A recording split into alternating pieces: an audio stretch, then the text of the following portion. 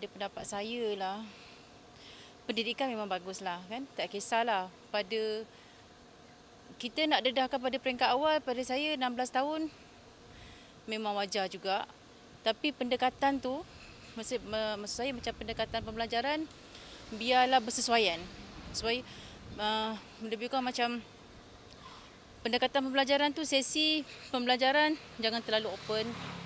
Subjek yang kita nak buka pada pelajar pun ada limitnya, ada batasnya. Kan macam itulah. Pendek katanya biarlah pelajaran tu memberi kebaikan kepada pelajar yang berada pada lingkungan tersebut. Kalau boleh lebih baik pada kedua-duanya, tapi kita adakan pada kelas yang berasingan. Kan biar pelajaran tu memanglah ikut kekangan masa kan daripada cikgu, tapi terbaiknya macam itulah. Biar lelaki, mungkin ada sudut lelaki yang berbeza, kita pisahkan. Sebab ini ada satu macam kadang-kadang tu ilmu seks ni memang bagi kita segi Islam kan, dia memang sedikit macam ilmu yang agak, macam mana saya nak cakap ni, dia agak macam sulit, benda sulit kan. Saya rasa tak setujulah. Sebab dalam Islam pun dia dah ajar daripada kecil lagi. Macam takhirah kan. Cara mencuci, cara macam mana nak handle, semua-semua.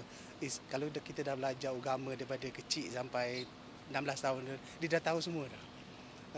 Kalau betul-betul belajar lah. Jadi sebabnya dia tak ajar, tiba-tiba nak ajar seks dengan, tak tahulah apa benda yang dia nak ajar kan. Saya rasa saya tak setuju lah. Pendapat saya, kenapa lelaki sahaja? Bagi saya dua-duanya penting. Tapi isu untuk nak start dengan 16 tahun tu bagi saya perlu dikaji lebih baik lagi lah. Lebih teliti lagi. Pasal bagi saya benda tu sebenarnya daripada awal lagi dah boleh diajar. Tapi diajar secara berperingkat. Kalau 16 tu saya rasa kadang-kadang bawah 16 pun dia orang lebih tahu daripada kita. Saya rasa pendapat tu lebih patut benda tu diperincikan lebih jelas lagi lah. Macam mana cara dia nak buat. Setuju dengan? Bagi saya tak setuju. Benda ni seolah-olah macam drastik sangat. Kenapa pilih lelaki saja? Kenapa bukan perempuan? Dan kenapa 16 tahun? Bagi saya pendapat tu, yang tu semua dia kena teliti lagi lah. Saya setuju pendidikan seks itu diperkenalkan untuk peringkat umur 16 tahun lah. Cuma kita kena tengok pendidikan seks itu dari sudut macam mana. Dari sudut macam mana, contohlah dari segi soal konteks kasih sayang, macam mana nak bertegur sapa dengan orang. Itulah yang istilah pendidikan seks. Cuma kalau diperkenalkan dari sudut macam mana hubungan suami isteri itu dibuat, saya tak setuju dari sudut tu.